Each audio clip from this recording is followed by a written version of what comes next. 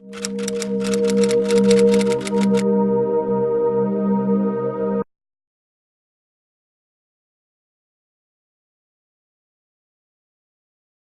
comento, el libro viene de la mano con un evento que propuse desde hace un año, pero que lamentablemente no se ha hecho aún, que Mati me dijo que lo quiere impulsar, que es un evento que se llama Hijos del Exilio. Es un evento de música. Es un evento de música y charla, donde retomo canciones en catalán, que son típicas del pueblo catalán, hablando de todos los hijos y nietos que vivimos en México. ¿Qué oyes a esto? Todos los que somos hijos de esa generación de migrantes, somos un montón de nómadas, que no tenemos raíces, que tenemos la mitad de los primos por allá, que en la casa estábamos acostumbrados a comer comida española, pero que sales a la calle y te tienes que acostumbrar al chile, y que te sientes mitad de aquí, mitad de allá, mitad en ningún sitio, y entonces esa falta de raíces te crea una sensación como de que no eres de ningún sitio, y a la vez con unas enormes ganas de pertenecer a, de perderte la multitud, de no ser señalado, de que no digan, este viene de fuera, sino de convertirte en camaleón y volverte parte de allí donde pisas. Pero eso lo heredas de esa precisamente familia que en algún momento fueron gitanos en cualquier sitio donde ponían un pie. ¿Qué se siente ser exiliado? Le decía que las guerras son como tormentas, que de repente cogen a las familias y las avientan a orillas que no saben ni en qué lugar van a caer, y una parte de la familia cae en una orilla de un país y otro cae en la orilla de otro país, y entonces a fin de cuentas la familia queda totalmente desmembrada, algunos que murieron y que no sabes ni dónde murieron, o si están vivos o si no lo están. Y entonces estos que llegan a veces, afortunadamente en este caso los emigrantes españoles hablaban el mismo idioma, pero los que llegaron a Estados Unidos no hablaban el mismo idioma, los que llegaron a Brasil tampoco. Pero aquí, aún hablando el mismo idioma, la cultura es sumamente distinta. Afortunadamente el mexicano es un pueblo muy acogedor, es muy buen anfitrión, y de inmediato hicieron aquí su nueva familia de amigos, porque con los amigos acabas haciendo familia. Afortunadamente muchos de los que emigraron hicieron una asociación de migrantes donde hicieron su casa, donde hicieron su nido de reuniones en el Casal Català o en el Orfeo Català, los que eran catalanes, que a este grupo me refiero específicamente. Sin embargo, lamentablemente la mayor parte, como que algo había en su corazón que rompieron con su historia anterior, y no traspasaron a sus hijos esa conexión con lo que era su casa. Los hijos no hablan el idioma, los nietos no hablan el idioma, perdieron el contacto con la familia de España. Si tenían tíos, primos, pues saben que existen, pero no mantuvieron el contacto con ellos, y en mi caso no. En mi caso yo tuve la bendición de que mis abuelos siempre se quedaron con ganas de tener más hijos, solo tuvieron a mi papá. De hecho, solo tuvieron a mi papá precisamente por la guerra, porque cuando se da la ruptura, ya el final de la Guerra Civil Española, y que ellos se dan cuenta que tienen que salir emigrando de Barcelona porque si se quedan es muerte segura. Mi abuela estaba embarazada. Mi abuela era parte de un grupo de izquierda que habían sido de los propulsores del gobierno de la República. Entonces, España estaba totalmente dividida, no era un solo sector, eran varios sectores, eran los de ultraderecha, los de derecha, los anarquistas, los sinarquistas, los falangistas. Era un mosaico político tan variado que todos se mataban entre sí, y fue una guerra terrible porque no era un bando contra otro, eran 5 bandos contra 5 bandos, y se mataban primos contra primos, hermanos contra hermanos, tíos contra sobrinos. Fue una cosa horrible. Tanto daño hizo el lado de la izquierda como tanto daño hizo el lado de la derecha, tanto daño hizo el lado los demócratas cristianos. Lamentablemente ahí todo el mundo hizo daño a los demás. Yo creo que no podemos hablar de quién tenía la razón. Decía que en la casa me inculcaron un sentido de la universalidad del respeto. No solo el respeto a la vida, sino el respeto a lo que piensen los demás. Recuerdo que siempre me hablaron con gran admiración de los judíos, tanto en Francia durante el tiempo que estuvo mi abuelo en el campo de concentración y que mi abuela fue invitada a vivir en un pueblo de la provincia francesa, fue acogida por una familia que era judía. Los cuidaron, los respetaron, los quisieron, los hicieron parte de la familia. De hecho, pues, después de la guerra viajaron a visitarlos, a saludarlos y les llevaron muchos regalos de México. Y estando aquí en México, curiosamente también el grupo de inserción social al que ellos llegan, precisamente llegan a tener mucha relación con la comunidad judía en México.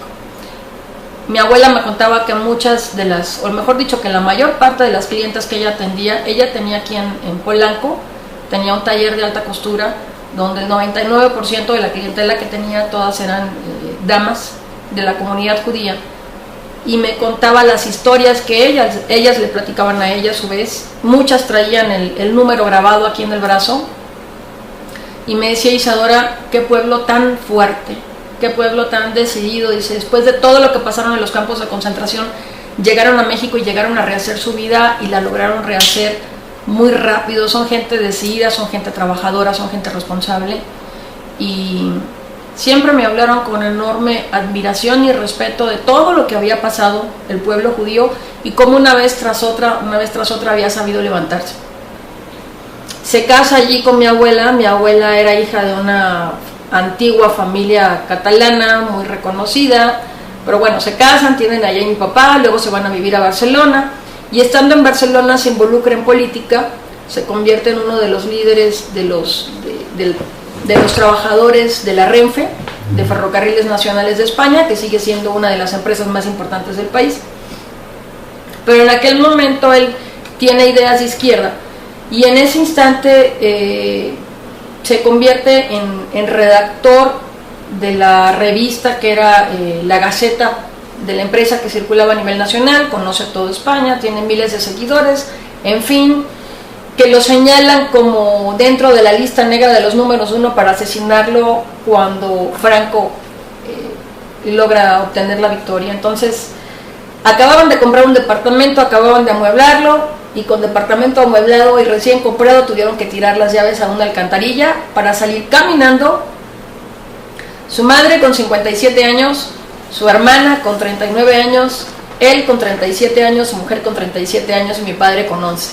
Lo digo porque pónganse en sus zapatos de tener que pensar ahorita, de tenerse que ir caminando, ya ni siquiera a Barcelona, sino de aquí a Toluca a pie, con 3 mujeres por tu lado y un niño, y encima con maletas. Era pleno invierno, tuvieron que atravesar los Pirineos a pie, y en esa columna humana que caminando cruzaron estas montañas, murió mucha gente en ese camino. Mi abuela estaba embarazada y tuvo un aborto espontáneo por el esfuerzo de la caminata. Yo no sé cómo le hizo, pero logró reponerse y seguir caminando.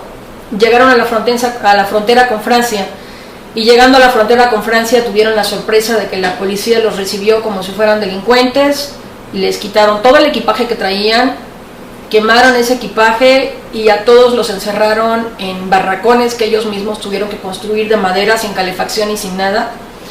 Hicieron una especie de cocina comunitaria, y eso sí, hombres por un lado, mujeres y niños por otro. No les permitían verse. Para que mi abuela lograra ver a mi abuelo tenía que sobornar a algún guardia. Los tesoros del campo de concentración eran los cigarros, y el cigarro se convirtió en la forma de hacer apuestas, en la forma de hacer juegos.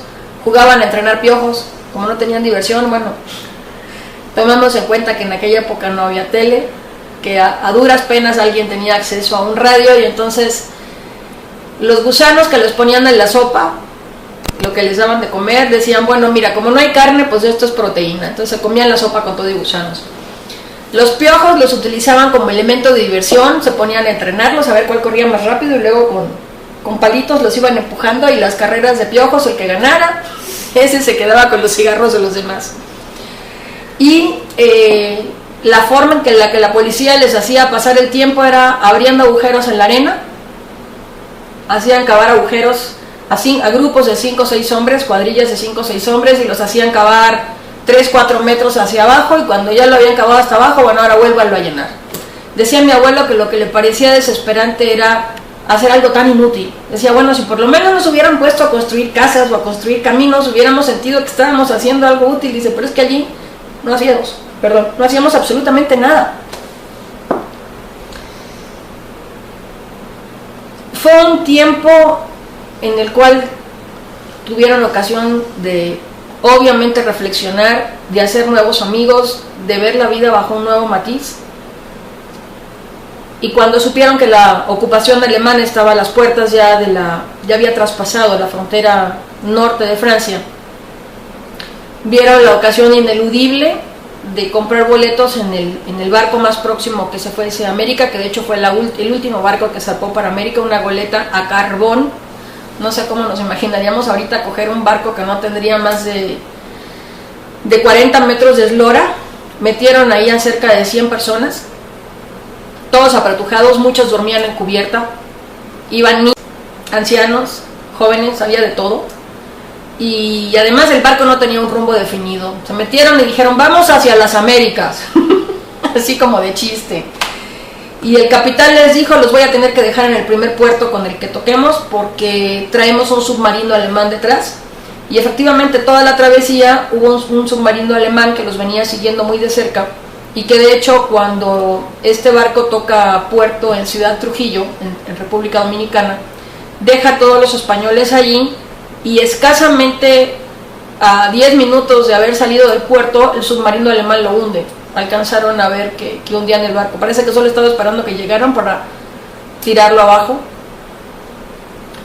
Cuando llegan a Santo Domingo, todo esto también viene narrado en el libro, el dictador Trujillo les permite entrar bajo la única premisa de que se mezclaran genéticamente con la población local, porque a él le parecía un